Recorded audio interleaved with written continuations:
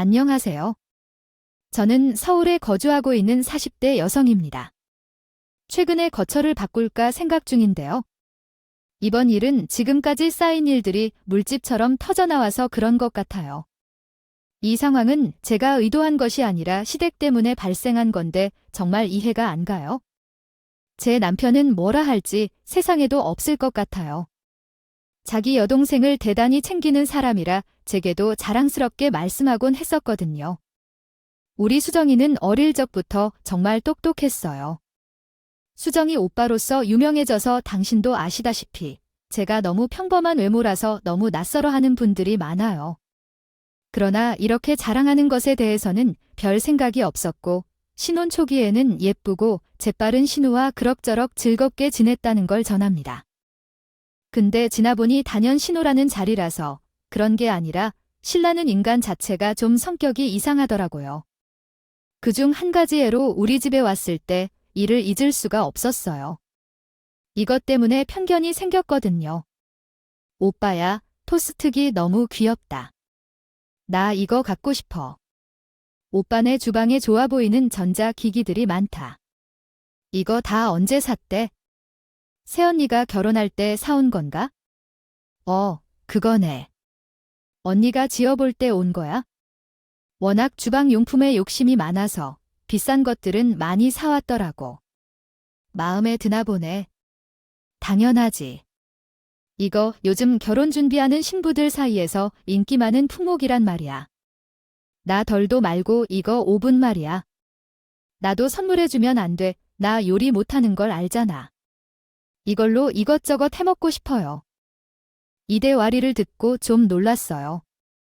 저렇게 당당하게 자리에서 무언가를 요구하나 싶어서 계속 쳐다봤는데 순간 남편이 이런 행동을 너무 아무렇지 않게 하는 거예요. 여기 카드 줄 테니까 적당히 긁어간 그래도 신혼여행 다녀올 때 엄마 아빠 선물만 너무 힘을 줬더라도 거는 달랑 화장품 세트를 사오면서 좀 미안하긴 하더라고요. 새 언니가 하도 아끼자고 하니까 별 수 없긴 했어요. 여기에 저도 모르게 눈이 크게 떠져버렸어요. 당연히 우리는 결혼 준비하며 돈이 들어갈 일이 많았으니 양과 어른들에게만 선물을 하고 나머지는 좀 절약할 생각이었거든요. 저도 저를 위한 선물은 사지 않았고요. 근데 저렇게 말을 하는 것이요. 신우가 이야기하는 거죠? 근데 뭐 해요? 으이고. 그때 나는 삐져서 오빠에게 안기지 않았던 거잖아. 이게 몇 년 만에 처음 하는 거고 솔직히 말해서 그쪽 언니는 듣고 있죠. 나는 그때 정말 서운했어요. 엄마는 명품 백을 사주시고 나는 명품 화장품만 사주시고 진짜 이러지 않았니? 설마 했는데 며칠이 지나도 연락이 없더라고. 난 진짜 실망했지. 여기에 저는 뭐라고 답해야 할지 몰라. 멀뚱히 서 있는데 그냥 남매들은 북치고 장구치고 다 하는 거예요. 됐어. 띠지게 뭐 있어? 그럼 오빠한테 바로바로 말을 해야지. 일단 카드 줄 테니까 너가 원하는 모델로 5만 원 사도록 해. 근데 아직 날짜도 안 잡았는데 미리 결제하려고. 아무튼 카드는 갖고 있어? 만약 필요하다면 요청할게요. 나는 남편의 친형이 하는 말을 듣고 정말 놀랐어요. 부부가 공동으로 다뤄야 할 재산이 아닌가 생각했거든요. 그래서 나중에 신호가 돌아간 뒤 그 부분을 토의해봤는데 남편은 이상하게도 여기서 합의가 되지 않는다고 해요. 그게 왜냐면 나는 월급을 주지 않는 게 아니라 그 카드를 마음대로 사용한다는 거야. 솔직히 수정이도 서운해할 만큼 했잖아. 이 정도면 내가 잘한 결정이 아니겠어? 당신에게 서운해하기 전에 나는 먼저 막은 게 아닌가 싶네요. 그럼 아가씨가 그 카드로 5분 사면 카드값이 증발되는 거야? 결국 우리 돈으로 갚아야 되겠지? 우리 생활비 말고 당신 별도로 돈 나올 구석이라도 있나 봐요. 그것에 대해서는 걱정 안 해도 될 것 같아요. 보니 이러한 것은 할 말이 없을 정도로 입을 꾹 다물었고 왜냐하면 자기 식구들한테 야박하게 군다며 이상한 논점을 제기했기 때문이었어요. 그래서 됐어요. 더 얘기하지 않는 게 좋겠어요. 일단 카드를 줬으니까 당신이 알아서 하고 수습도 당신이 알아서 해주면 좋겠습니다. 집값도 있고 아이도 태어났는데 정말 학교 다니면서 돈을 잘 모아야 해요. 이것은 우리 둘 다 충분히 합의된 내용이었어요. 사실 남편만 이렇게 자기 여동생에게 우유부단하게 행동하는 것이 아니었고요. 어머님, 아버님도 크게 다른 생각은 없었어요. 하지만 결국 이런 일로부터 남편의 반박은 쉽게 들어갔고 저는 답답해하기만 하면서 이 문제를 억지로 묻어두었어요. 한편 2해 정도 지난 뒤 신우가 결혼한다고 우기기 시작할 때에는 아버님이 꽤나 무섭게 서둘러 결혼하기를 권유했어요. 나오시더라고요. 너, 내가 그놈은 절대 안 된다고 대체 몇 번을 말해? 설마 내 오빠처럼 덜컥 애라도 생긴 거야? 아니, 얘네들이 어른들 속게 만나서 진주 결혼 이야기가 나왔고 2년간 만나다가 결혼식 3개월 전에 애가 생긴 거 아니냐네. 오빠랑 새언니의 경우랑 너랑 같아. 나는 내 혼수 하나 대줄 생각도 없으니까 꿈도 꾸지 마라. 아버님은 꽤 완강하고 신우는 몇 번 부딪혀보고 안 되니까 바로 자기 엄마랑 오빠를 설득하라고. 저도 옆에서 같이 들었는데 내용을 들으면 다들 어떤 마음이 드실까요? 엄마 그럼 나는 어떻게? 아빠 계속 저렇게 말하지만 나는 이미 이 사람이랑 결혼할 수밖에 없어. 얘기도 양쪽으로 다 나온 상태고 근데 저쪽도 우리 집이랑 똑같아. 예비 시어머니가 미친 듯이 반대하시는 말이에요.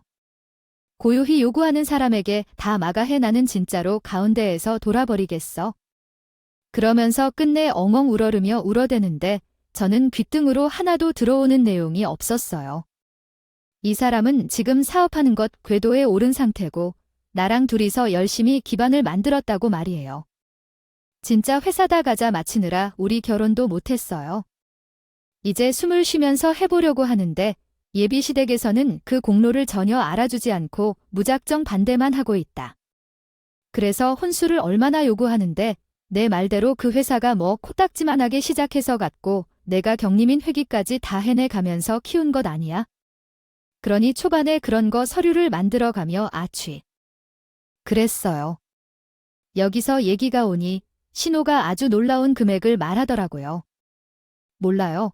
우리 어머니는 딸이 세걸음 나는 막내 아들인 유일한 그 아들내미가 장가를 보낼 거면 집값도 어느 정도 보라는 얘기를 하시니까 내가 그런 돈이 있는지 어디서 구할지 진짜 기절하게 되었어요. 엄마가 여기까지 이야기를 들으니 저도 모르게 욕이 살짝 나올 뻔했는데 참으니까 들어갔어요. 뭐 저딴 시댁이 다 있나 싶은 게 우리 신우나 시모 같은 사람들을 시댁으로 모시고 있는 저도 그저 이것뿐이죠. 근데 신우는 아주 끈질기게 매달렸고 저희는 일단 집에 들어왔어요. 그리고 다음 날 아침 남편의 반응이 좀 별로예요. 어제 수정의 얘기를 들었지? 좀 심각한 것 같아. 수정이 저렇게 발동동 구르는 게? 보니까 마음이 너무 안 좋아요. 잠깐, 당신 얘기가 그런 식으로 가면 안 돼요. 설마 우리가 뭔가 행동해야 되는 건 아니지요. 아가씨 일은 아버님과 어머님이 고민하셔야 해요. 우리가 할 게 아니에요. 나 지금 애들 키우기 빡빡해 죽겠는데 그런 무서운 서론 좀 꺼내지 마세요. 제가 남편 앞에서 얘기를 딱 끊었지만 지나보니 좀 세한 것 같아요. 아니나 다를까 며칠 뒤 어머니가 우리 집에 찾아오셨지만 손이 많이 가는 연년생 아들들과 정신이 없던 중에 어머니 말씀을 듣고 정말 기절하는 줄 알았어요. 어머니, 그게 무슨 돈을 다시 돌려달라는 거요? 지금 우리 부부에게 그런 말씀하실 건 아닌 것 같은데요. 전 애지간하면 바른 소리는 안 하지만요. 그럴 상황이 아닌 것이에요. 그런데도 어머니는 눈을 감고 귀를 닫고 본인 말만 하시더라고요. 너도 자식이 있으니까 더 그렇게 말하면 안 되는 거야? 그럼 더더욱 내 마음을 알아줬어야지. 나야, 너한테 고맙고 내가 아주 잘해주는 거 알아. 근데 내가 용범이 만 자식이 아니라 수정이도 내 자식이야. 얘에게 고약한 시에 휘둘리는 거 보니까 내 마음이 편치가 않아. 어머니, 그렇게 해서 협의할 일이 있고 아닌 게 있는 거죠. 우리가 지원받을 때 주신 돈을 당장 어떻게 빼드리나요? 하도 제가 날카롭게 말을 하자 어머니도 한 쉬셨고 제 눈치를 보시더라고요. 그때 어머니 아버님께서 보태주시는 금액에 맞춰서 우리 친정도 똑같이 했어요. 하나밖에 없는 아들이라 크게 신경 써서 보태는 거다. 가도 이 마음 잘 알아달라고요. 말씀하신 대로 그렇다면 상황에 맞춰 제가 준비한 친정은 어떠신가요? 어머님은 그 말에 미소를 짓며 스스로를 바꿀 생각은 없다고 말씀하셨죠. 로미군, 정말 그렇게 하면서 아가씨에게서 다시 돈을 받아와야 한다면 어쩔 수 없겠네요. 돈을 받아야 하니 우리도 이 집과 차를 팔아야 할 것이고 연세가 많은 아들과 딸들, 그리고 어머니와 아버지까지 모두 함께 친정에 들어가야 할 것입니다. 생각해보면 이런 쓰레기 같은 상황을 회피할 수 없나 봐요. 어머님의 표정으로 미루어 보면 상황이 매우 어려워 보이시더군요. 아마도 어려운 상황이 예감이 가서 그런 표정을 짓는 것 같아요. 하지만 이것은 몇 푼이 아닌 큰 돈인데 이 돈을 회수하는 것이 타당한 일인지 의문이 들어요. 남편에게는 나중에 이 일을 언급해야 할 것 같네요. 새우 껍질이 터진 듯한 소란끝에도 그리 심각하지는 않았어요. 양쪽을 중재하겠다고 자신만만하게 엄마에게 전화를 걸어 대화가 불가능하다며 끊었고 깨지고 나니 입만 더 벌렸어요. 그리고 어머니가 또 저를 불러 하셨어요. 내일 시간을 내서 우리 집에 와 그냥 가타부타한 말을 하지 말라며 당부했습니다. 그러자 제가 어째서 오라는지 궁금해해 여행을 떠났어요. 집으로 들어갔을 때 거실 소파에 신우가 앉아있는 것을 보았는데 인사를 하자 순간적으로 헉소리를 내버렸어요. 어떻게 그렇게 생겼어요? 눈이 아니라 선글라스를 쓴 사람처럼 행동하네요. 왜 그런 거죠? 어디 아프세요? 그러나 신우는 곧 바로 뭔가를 부술 듯한 엉망진창인 사람처럼 보였습니다. 얼굴을 찡그리고 고개를 급하게 숙이는 거예요. 별 대꾸도 않고 가만히 있더라고요. 그런데 제 앞에 어머니가 어떤 서류를 주시면서 털썩 건네주시더군요. 이것 좀 봐봐. 내가 너랑 그때 하도 싸웠다며 몇 밤을 못 잤다. 봐봐 이거 보고도 그렇게 고집을 부리려는구나. 제대로 읽어보기도 전에 그냥 또 줄을 바로 밝히는 얘기를 해버리시고요. 원래 여기 월세 받으면서 우리 노후 자금으로 써야 했던 곳이었잖아. 너희들이 준다고 그걸 가지고 우리가 했던 돈을 좀 돌려줘라 이렇게 말하겠지? 나도 염치 없고 면목 없는 거 아니래 내 놈 신세대들 꼴 좀 봐라. 저게 사람이지. 그 사업은 수능 하루 전 안 잘 됐다는 이야기를 들었지만 이렇게 드막 듣다가 그 사업이 얼마 전부터 잘 안 됐다는 거라고 눈치챈 후에 결국 약속은 받아둔 채 예비시에게 들어가 살았던 거예요. 근데 그렇게 죄를 목록 한 달이 지났다는 얘기야. 듣다가 몇 번이나 쫓아가다가 말았어요. 이 말대로 듣고 다시 서류를 꼼꼼히 보니 부동산 도군 뒤늦게 시댁에 들린 남편이 옆에서 설명했어요. 어머니 아버지가 빌라 평소는 우리 집과 거의 비슷하고 사실 우리 아파트 전세였고 끝이네요. 그러니까 일단 이거 받고 그 집 정리하면서 돈 돌려드리면 안 될까요? 부모님도 괜히 이렇게 제안하신 게 아니잖아. 전 진짜 이해할 수가 없었어요. 결혼 약속이 뭔 대단한 약속이나 된다고 굳이 예비시댁에 들어가서 산 건지 자기가 그렇게 만든 거 아닌가요? 근데 신우는 진짜 생이 얼마 안 남은 사람처럼 죽을 상을 하고 비실거리고 있고 어머니와 남편은 엄청 맹공격을 해오더라고요. 그냥 하자는 게 아니야? 다 떠나서 부모님도 이렇게 제안을 하시는 거잖아. 그리고 어차피 계속되는 문제는 수정이 결혼할 때까지 화제가 될 수밖에 없어. 어차피 비슷한 평소의 집을 20분 거리로 옮겨가는 큰 변화는 없을 거야. 여기 처갓집들은 더 가까워지는 거고 진짜 듣다 저도 너무 지치고 지겨워졌어요. 신호 상태도 평범해 보이지 않고 약간 불안한 수준이었어요. 그러면서 한편으로는 격렬한 미움이 쏟아지더라고요. 지하 집 팔자 온다지만 같이 묶여 꼬여야 하는 나는 무슨 죄인가 하면서 말이에요. 아무튼 그때에는 우리 애도 아프고 나도 정신이 없고 더 신경 쓸 일을 만들기 싫었어요. 남편이 말한 조건이 아주 최악의 조건은 아니어서 일단 다분했습니다. 알겠어요. 대신 최대한 빨리 그 집에서 이사할 거예요. 조금 야속하게 들릴지 몰라도 집 빼고 이사하면서 움직이는 큰 일을 이렇게 감정적으로 해결하는 건 쉽지 않잖아요. 당신도 똑바로 들으세요. 나는 오래 살지 않을 거라 새 집으로 이사 갈 거예요. 알았어. 그러자 남편은 곱게 협의해 주었어요. 제 모습에 불만스러운 표정은 어머니께 곧장 전해드렸어요. 어머니께서 말씀하신 대로 이를 전해주신 선물은 집을 빼내고 돌려드리겠습니다. 그러나 마음이 너무 즐겁지는 않아요. 제 아이들을 위한 방을 만들어 주어야 하는데 어렵겠죠. 실제로 이것은 결코 쉬운 결정이 아니었어요. 우리 아기가 더 이상 더러워지는 것을 지켜보고 아무 생각 없이 집을 나가는 남편까지도 너무 열받죠. 이 부분에 대해 부모님께 힘들다는 감정을 조금 표현했을 때 부모님께서는 당황하셨어요. 세상에 빌라를 설계할 정도로 모을 만큼 충분한 금전이 있어서 기존 아파트와 견줄 만한 집을 가질 수 있어요. 또한 박서방도 그렇죠. 언제부터 처가를 돌아본 것도 아니라고 설득을 해도 어머니께 너무 억울하게 생각하시는 듯 했어요. 우리 큰손주의 돌잔치에 가서 고생을 지낼 예정이라 생각하니 힘들다이네요. 그게 아니었어요. 우리 시댁 사람들을 또 보아야 했던 건데. 아니에요. 엄마는 우리 시댁 사람들과 마주치기도 싫다며 성을 내셨고 저만큼 강한 화병에 걸린 것 같았어요. 급하게 그 빌라로 들어갔는데 저는 몇 번이나 속을 보려고 했지만 정말 쉽지 않더라고요. 곧바로 남편에게 따졌죠. 그때 사진 찍어 오라고 해서 보여줬을 때 정도는 아니었어요. 기존 세입자들 문제도 있다지만 이건 진짜 손들기 한두 군데가 아닌데 방 3개 화장실 2개면 우리 전 집이랑 똑같은 집이 되는 거예요. 이 곰팡이 좀 봐. 세상에 미쳤다. 진짜 저는 하나하나 보면서 화를 내고 남편은 애써 외면하면서 자기가 수습하겠다는 것 같았어요.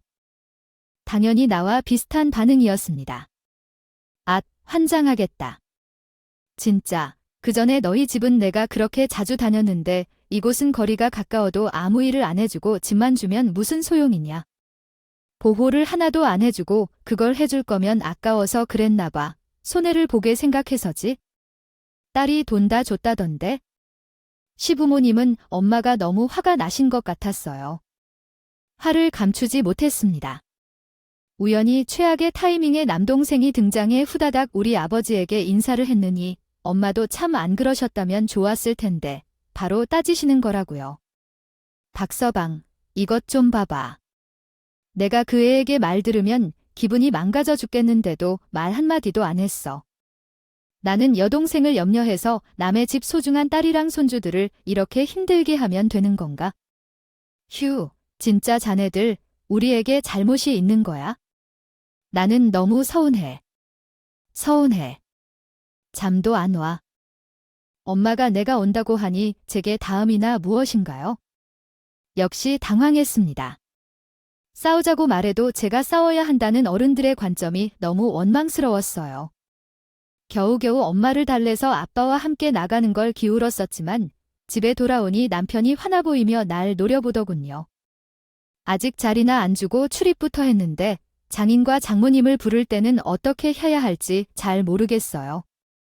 당연히 지금 들어와 검열해 준비했으니 집도 작아 보이고 벽지가 엉망이니 예쁘게 보일 수 없겠죠. 게다가 수정도 이미 다 끝낸 상태예요. 이렇게 일들이 왜 너무 복잡하게 되는 건지 모르겠어요. 어떻게 이를 저러니 남편과 다투기 시작하게 되었으니 그만해야겠어요.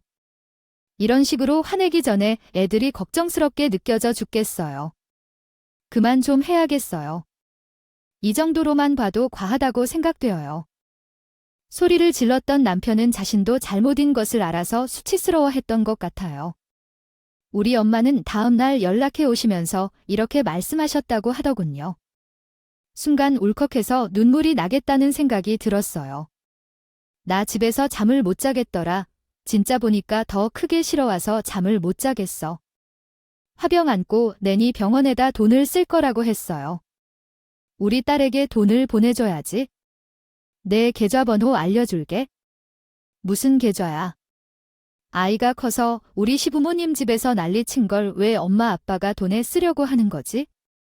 알았어. 내가 어떻게든 해볼 테니까 신경 쓰지 마. 진짜 엄마가 쓰러지는 모습을 보게 될 거야. 너희 아이 방에는 쓸만한 곳도 없어. 가지고 곰팡이가 핀 상태고. 아래층에서 담배 냄새가 슬슬 올라오고. 얘야, 그런 건 엄마만 그러는 거야? 아니요. 아버지도 어제 새벽까지 잠을 못 자고 한숨만 쉬었다는 이야기를 듣니 새삼 화가 나네요. 왜냐하면 우리 어머니 아버님은 자신들이 세준 빌라인데 오기도 않았거나 멀쩡한 아파트 살 때에는 발이 불나도록 돈이 듬뿍 들어가도록 드시더라고요. 우리 딸 집인데 나가야 되니 계속 일일이 전화해서 아들 보고 싶으면 오세요 하니까 조만간 당신의 아들과 신랑, 외삼촌, 이모들과 함께 식사도 할 생각이기 때문에 그렇게 알고 계세요. 어머니는 이렇게 본인의 의지대로 약속을 잡고 툭하면 오셨었어요. 그런데 이젠 그들도 빌라를 샀는데 정말 민망한데 끝내까지 해결도 못하시고 관심도 없으신 것 같아요. 더구나 제가 한마디 했을 때에도 이렇게 대답하며 쓱 빠져나가셨어요. 왜 굳이 가야 되는 거야? 알아서 꼼꼼하게 워낙에 살림도 잘하고 하니까 알아서 했겠지. 안 봐도 비디오야. 너네 믿고 줬으니 그 다음은 너네들 시지 뭐. 나는 아무것도 간섭할 생각이 없다. 이 말을 듣고 복장이 터지더라고요. 저 핑계 대고 안 오시는 모습이 너무 잔머리 쓰시는 양 느껴졌어요. 하여간 저희 친정에선 돈을 보태주시게 되었답니다. 계좌로 주신다는 것을 저는 남편이 절대 고마운 거 모를 것 같아서 남편과 직접 둘이 받으러 찾아갔어요. 내 더는 길게 말 안 해. 우리도 여유 없고 다 묶여 있어서 당장 빼낼 수 있는 돈도 억지로 만들었어. 1,000만 원이니까 갖고 가서 애들이 있을 방이라도 좀 리모델링을 해라. 가구도 새로 사고 벽지도 새로.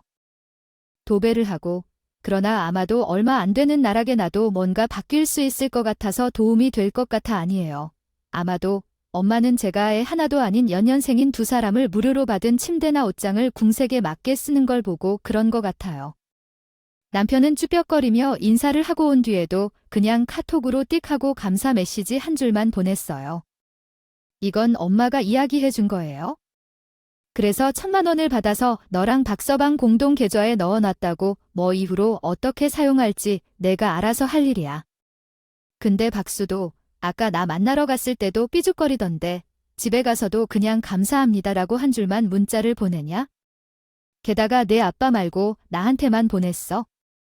무슨 말이냐. 정말 여기까지 들은 후 나도 감정이 복잡해졌어요. 지금은 어떤 일이 있어도 하나도 좋지 않을 것 같았습니다. 부모님께 받은 돈을 제대로 사용할 수 있게 집 환경을 빨리 바꾸고 싶었지만 일주일 정도가 지나니 예상치 못한 상황에 마주했습니다. 그날 아이들 방을 리모델링하고 추가 작업이 필요한지 견적을 살펴보기 위해 마음 카페를 돌아다니며 인테리어 업체에 많은 상담을 해뒀습니다. 비상금으로 1,000만 원 정도가 있었고 우연히 아는 엄마가 도와주겠다고 했습니다. 엄마가 이전에 아이들 방을 새롭게 꾸미는데 업체를 추천해줘서 제가 그 업체에 연락했더니 그 업체 사장님이 정말 꼼꼼히 일을 잘해주셨습니다. 먼저 예산에 대해서 말씀을 나누었습니다. 설마 처리가 뭔가 잘못될 수도 있으니 제발 스스로 좀 더 자세히 찾아보시길 바랍니다. 전 이따가 다시 연락드릴게요. 그동안 고마웠어요. 물론 여러 곳을 살펴본 결과 여기도 궁금해서 본격적으로 준비를 해야겠다는 결론이 드네요. 그래서 공용 계좌에 있는 돈을 우선 내 통장으로 이체하여 조금씩 사용해보기로 했죠. 그런데 핸드폰에서 그 공용 계좌 상태를 확인하려고 했는데 예상외로 계좌에 1,200만 원이 아니라 20만 원밖에 없어서 놀랐어요. 계좌를 잘못 확인한 건가 싶어서 당연히 실수일 거라 생각하며 다시 새로 고침을 해봤는데 그래도 똑같은 상태였어요. 기존의 20만 원이랑 더해져 20만 원이 돼버린 게 너무 놀랍더라고요. 120만 원이 빠져있네요. 전 너무 놀랐어요. 남편에게 곧장 전화를 걸었는데 설마 했던 사실이 진짜로 나타났어요. 아, 그것에 대해 이따가 설명할 테니까 지금 일하는 중이라 나중에 통화하자고 말하면서 전화를 끊어버렸어요. 이렇게 해서 반응할 수 있을까요? 게다가 이후로도 전화를 걸어봤지만 회사 측에서 뚝 끊고 또 다른 사람에게 전화를 넘겨버린다고 해요. 그래서 곧장 남편의 회사로 찾아갔어요. 회사 입구에서 우연히 안면이 있는 부서 과장님을 만나서 따라 올라가 남편과 마주쳤는데 남편이 정말 귀신을 본 것처럼 기절했어요. 여기가 어디예요? 하며 따라오길래요. 나 지금 보통 정신 상태가 아니야? 아이들이 어린이집에 가는 시간이라 어제 엄마께 부탁하고 왔어. 빨리 이유를 말해. 무슨 일이야?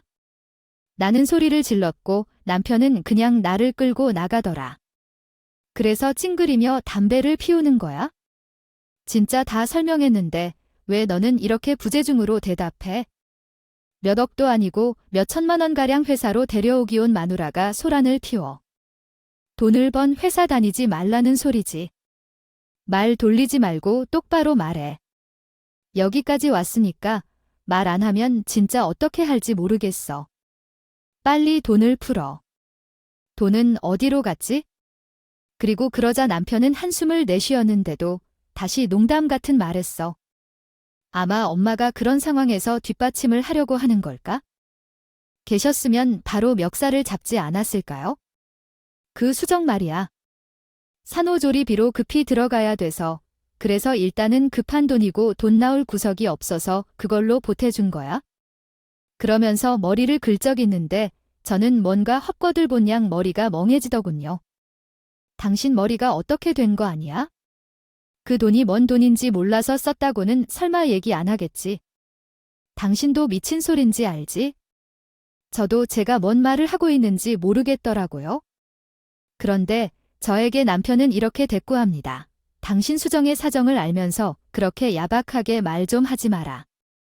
신혼집도 안 주는 곳에 힘들게 들어가서 겨우 어거지로 혼인 신고하고 결혼식도 못하네요. 거기선 개 같은 시어머니와 장모를 같이 모시며 사는 수정이라고 헌데의 아기도 가지고 있고 몸도 편할 필요가 있어. 아니야, 이건 저도 못 들은 소리라서 순간 움찔했지만 그게 어디 지금 제 귀에 코에 박힐 소리인가요? 저기, 나도 애들 다 조리원에 보내봤잖아. 그거 여자한테는 당신한테 좋은 환경이라는 거 처음 알았고 말이야. 어찌 되었건 장인 장모님이 이 우리 애들을 위해 주신 거 알아. 감사해. 근데 당장 지금 막 미친 듯이 급한 거 아니잖아. 뭐 급하지 않아? 나는 차차 버려서 천천히 보태어 갚아가면서 조금씩 고치면 되니까? 아니, 당신 왜 무료 나눔을 잘 받아오지? 그것을 통해 바꾸고 도배는? 오늘 흥이 좋고 우리가 페인트를 사다 주면 되지 않을까? 애들이 금방 크는데 지금부터 요란스럽게 할 게 뭐 있을까? 게다가 당신 이사도 빨리 가자며 당신 지금 말이 앞뒤가 하나도 안 맞는 거 알아? 그 돈 아가씨 주겠다고 우리 애들은 생돈 뺏기고 그 자리에서 그냥 눕고 자고 먹고 하려고 하지만 남편은 이 판 세 판 다 봤다 생각했는지 개변을 멈출 줄 몰랐어요. 나 말이야 장모님께 감사하다고 인사도 드렸어. 일단 이러면서 목돈이 감사히 생겼을 땐 급한 불부터 꺼야 되는 게 맞지 않아. 수습할 수 있는 건 돈 안 들어도 하고 수습이 안 되는 건 돈이 들어가야지. 조리원이 뭐 어디 아끼고 보완한다고 아낄 수 있는 항목도 아니잖아. 저는 이 말에서 코웃음이 났던 게 우리 엄마한테 띡 한 줄이었어요. 보내신 메시지 주제가 생색을 갉아낼 만한 중요한 내용은 아니었어요. 따라서 당신은 그런 카드를 사용하고 당신이 할 채무를 갚으면 될 거예요. 하지만 왜 우리 엄마가 그것에 돈을 뗄 때 당신이 앞섰어요? 정말 몇 번을 말씀드려야 되나요? 당신 카드 자체가 우리의 생활비와 맞지 않아 정말 실망스럽네요. 그 집에 시집가라고 해서 누군가 권유하지 않았고 본인이 거절해야 하는 상황에 대해 생각해 보세요. 아버님도 동의하신 대로 콩쥐를 살아남기 위해 버려야 할지 여부에 대해 고려해 보세요. 왜냐면 남편이 여기서 정말 치사할 만큼 교회적인 요소가 많이 있어요. 놀래서 갑자기 그 사람이 하나씩 잡으며 꾸짖었고 어떻게 얘기하는 버릇이나 야박하게 이런 말들을 하며 시간만 벌리려고 하더라고요. 그래서 전 이 인간 말이 안 통한다는 걸 목이 좀 쉬어서야 깨달았고 곧장 지하철역으로 향하면서 신우에게 전화했어요. 아가씨 나와. 대충 뭐 때문에 전화했는지 알겠죠? 오빠가 돈 1,000만 원을 보내줬다면서. 네, 맞아요. 그 돈에 대해 이야기하려고 전화했어요. 기분 나쁘게 말고 들어주세요. 그 돈, 아가씨 못 주세요. 솔직히, 아가씨도 그래요. 그 돈을 어떻게 납득해야 할지 모르겠어요. 그러자 신우는 황당해하는 반응으로 왜 다짜고짜 전화하고 화내냐는 거예요. 어째서 이렇게 되는지 모르겠어요. 오빠랑 똑같죠? 논리적으로 반박할 수 없어서 다른 핑계로 피해 나가려고 해요. 말이에요, 아가씨. 사람 일이 순하다는 게 있고 감정적으로 다 해결되는 건 절대 아니에요. 일단 임신 축하하고요. 그건 오빠랑 제가 별개로 따로 치를 할 테니까 돈은 다시 보내줬으면 좋겠어요. 그러자 신우는 곧장 받아치지 않고 조용했고 저는 숨 쉴 새도 없이 바로 몰아붙였어요. 계좌번호 지금 보낼 테니까 바로 보내줘요. 하루 안에 이금 안 드는 한두 면 나눠주고. 근데 갑자기 제 말을 막고 신우가 이렇게 말하는 거예요. 나 잠깐만. 언니 말 잘나서 미안한데. 오빠가 나 임신했다. 임신한 거 아닌데? 무슨 남의 집 불구경하다가 보석이라도 나와 놀란 사람처럼 너무 남의 일처럼 뺀질거리면 말하는 신우. 저는 그 태도보다 그 말에 더 당황했어요. 임신 안 했다니 무슨 일인가요? 말이에요. 산후조리비 보내주신다는 건데 그러니 신우는 귀찮다는 듯이 이렇게 말하는 거예요.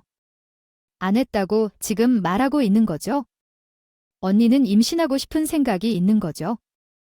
대신 이런 집에서 요지경 시댁에서 내가 산후절이나 제대로 할 수 있겠느냐 짜증나서 애기도 싫다 돌아버리겠다고 오빠한테 막 하실까요, 오빠야? 당연히 안쓰러워. 하죠. 여기까지 듣고 있으니 대충 어떤 상황이 오갔을지 눈을 감아도 그림이 그려지더군요. 근데 이런 것에 또 기름을 들이는 거예요? 아니 언니 말이에요. 우리 오빠가 뭐 그리 대단한 잘못을 했어요? 나 힘들게 사는 걸 언니도 알 거예요. 아니에요. 번번이 맨날 까탈스럽게 굴고 게다가 오빠도 큰맘 먹고 저 생각해서 보내준 건데 역시 이 집에서 나 불쌍히 할까 봐라며 제게 실망하고 있나 봐요. 여기엔 오빠만 있네요. 언니는 나와의 관계에 대해 진지하게 생각해 본 적이 있어요. 저는 정말 이곳에서 해결책을 찾았어요. 아, 그래서 임신을 할 때 산후조리비에 대비하여 미리 큰 돈을 받았다는 말이에요. 이 돈은 어디서 어떻게 나왔는지 궁금해해요. 그때부터 신우의 목소리가 줄어들고 숨소리만 간간히 들렸어요. 대꾸하여 돈을 즉시 내놔야 한다며 아니면 오늘부로 아가씨 시댁으로 쫓아가서 모든 것을 뒤집을 것이라고 하더군요. 10분 안에 즉시 입금하고 나눠서라도 내면 매번 인증 문자를 보내라고 요구했어요. 그러자 신우가 화를 내더라고요. 하지만 그 화는 매우 심해졌고 더 충격적인 사실을 들었어요. 왜 멀쩡한 우리 시댁이 그런 일을 한 걸까요? 찾아온다는 겁니다. 시댁이랑 뭐, 우리 싸움 붙을 거예요. 나랑 얘기하면 그만이죠. 가만 시기는 왜 가겠다는 겁니까? 아가씨가 거기 있으니까 가는 거지. 제가 뭘? 아가씨 시댁에. 아가씨도 없는데 가요? 뭔 소리야. 말 안 통해. 죽겠네. 근데 여기서 전 더 황당한 뭔가. 양파 껍질이 벗겨지듯 기말 얘기를 듣게 됐어요. 제가 거길 왜 가 있어요? 설마 언니는 내가 우리 시댁이랑 학과라도 해서 사는 줄 아는 거예요? 뭐라고요? 그럼 아니에요. 오빠는 아가씨가 시댁이랑 가서 산다고 말했는데 어머니도 그러셨죠. 신호는 이건 자기도 할 말이 있었는지 갑자기 목소리가 카랑카랑해지면서 지가 뭔 소리를 하고 있는지도요. 모르고 말하더군요. 아니요. 요즘 남편의 사업이 자꾸 나빠지고 사정이 안 좋아졌고 최악의 경우에는 가할 수도 있다고 했던 거잖아요. 그런 사정 아니고 세상이 무섭다고 제가 어차피 시댁이나 합가를 해야 해요. 결혼 전에는 얼마간 같이 붙어 살 때도 손이 막힐 줄 알았는데 그럼 어머니는 제가 시댁이랑 과하지 않게 힘들게 산다고 했는데 뭐예요? 그럼 나 지금 정리가 하나도 안 되는데 뭐도 따질 게 있나요? 잘 해결되는데요. 덕분에 엄마가 돈을 주셔서 남편의 사업 고비를 넘겼어요. 그냥 좋은 게 좋은 거죠. 여기서는 저는 심한 기분을 느꼈고 화가 났는 데 있는 제 모습이 너무 초라하게 보였습니다. 느껴지나 봐요. 그것이 지금 덕분에 어머니가 주신 돈으로 잘 해결되었다는 말을 하신 건가요? 아가씨, 진짜 대단한 분이시네요. 그건 우리 부부가 해준 거잖아요. 멀쩡한 아파트 빼고 어머니가 빌라로 옮겨가면서까지 온 것인데 아무 생각이 안 들어요? 저는 이때 사람이 너무 극심한 분노를 느끼면 목소리가 더 커지는 게 아니라 줄어든다는 걸 체감해요. 조근조근하게 숨을 눌러가면서 말하게 되더군요. 됐고요. 산후조리비 팔아서 간 1,000만 원 내놔요. 나 지금 몇 번째 말하는지 모르겠지만 아무튼 내놔요. 제 말투가 급격히 짧아지고 아주 거세진 것을 느낀 신우는 약간 눌린 듯한 어조 그러니 고집은 여전히 부려가며 말하더군요.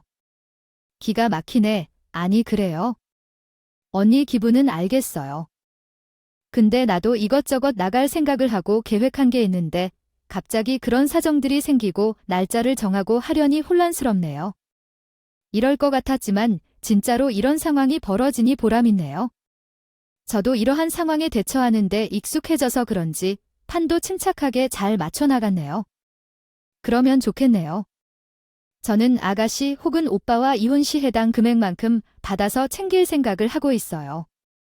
현재는 이혼하지 않았지만 이혼 예정이니 미리 진행할 예정이에요. 언니, 왜 이렇게 지나치게 장난을 쳐요? 왜 이런 식으로 행동해요? 사람이 변했다고 하기 어렵네요. 돈을 받지 않기로 하셨다면 그대로 가져가세요. 우리 친정에서 받은 돈은 분명한 경로로 돌려받을 수 있도록 협의를 해야겠죠. 한번 가볼까요? 아가씨 오빠랑 이혼 소송 중이면서 이것저것 책임을 물어 더 많은 돈을 받아낼 수 있어서 재미있어요. 그럼 그때 신호를 이용해서 사람을 괴롭히는 일이 멋지게 펼쳐졌어요. 이게 진짜 어떤 상황인지 정말로 그런 말을 나오게 하는지 사람을 괴롭히는 게 정말로 무슨 일인지 알아요. 이런데도 저는 용기를 내어 전화를 끊고 분이 풀리지 않아 바로 신우에게 문자를 보냈어요. 그 결과 화가 난 신우가 다시 전화를 걸어왔지만 전 받지 않았어요. 나는 아가씨와의 대화를 모두 녹음해 두었고 어디서 얻은 돈인지 알면서도 안 준 채로 어머니와 남편이 둘이 함께 거짓말을 해 아가씨에게 돈을 넘긴 증거가 있으니 그냥 넘어가기 힘들어요. 안을 줄만 알고 계세요. 그럼 답장도 전화도 하지 마세요. 안 보았습니다. 요렇게 보냈더니 난리가 났더라고요. 그러면서 남편에게도 똑같이 장문의 문자를 보내고 신우와의 통화 내용을 녹음한 파일을 보냈어요. 곧장 남편에게 전화가 걸려왔으나 저는 몇 마디 안 하고 끊어버렸고요. 너는 애 키울 자격 없어 말 못하고 의지할 곳 없는 연년생 아기들보다 나이 40 처먹고 가리 못하는데 여동생이 그렇게 천년만년 불쌍해겠지? 애 아빠 자격은 없지만 처먹은 여동생 키울 자격은 인정해준다 인정. 전화 끊어. 그리고 저는 집에 들러 간단한 짐들을 챙겼고 아는 엄마가 대신 아이들을 맡아주었기에 그대로 애들을 친정으로 데리고 가버렸어요.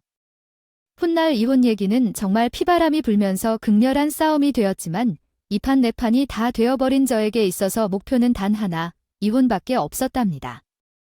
급기야 어머니는 저 친정에 새벽같이 쫓아와 사정하고 빌기하셨답니다. 사돈, 문 좀 열어주세요. 제발 애들 일 이렇게 만들지 말아요. 우리 며느리랑 저랑 얘기 좀 하게 해주세요. 우리도 다 사정이 있어 그랬어요. 차근차근 하나부터 얘기 좀 해봅시다. 그런 어머니에게 저는 문자 하나 보내 더는 못 찾아오게끔 어머니 편하게 일부러 찾아와서 불쌍한 척 그지 마세요. 어머니, 손주들이 다 그 집으로 쫓아내도 갈 때는 아무 말도 안 하시고 보닌 아들이랑 딸 발등이 불 떨어지니까 이러시는 거예요. 이혼은 되돌릴 수 없고 줄줄이 돈을 물어줄 걱정이나 빨리 하시는 게 좋을 거예요. 연락하지 마세요. 그 결과 저와 남편은 시간을 들여 실랑이를 벌여 결국 남편이 포기하고 이혼했어요. 사실 이혼이란 자체가 결코 쉽지 않았지만 남편은 더 엉망이 된 듯 합니다. 나중에 제게 연락이 와서 자기 감정에 둘러싸인 말만 하다 끝내 잘랐는데 그중에 좀 놀라운 내용이 있었어요. 우리 이혼은 얼마 안 돼서 신우도 이혼했다더라고요. 수정이도 남편이랑 옥신각신하고 그거지 같은 시댁 인간들이 우리가 지들 사 고비를 넘겨준 것도 있고 나가서 일하라고 했나봐. 그래서 애가 진다고 했더니 제가 대수냐고 돈을 벌어서 내 신랑 서포트라는 막말을 했나요?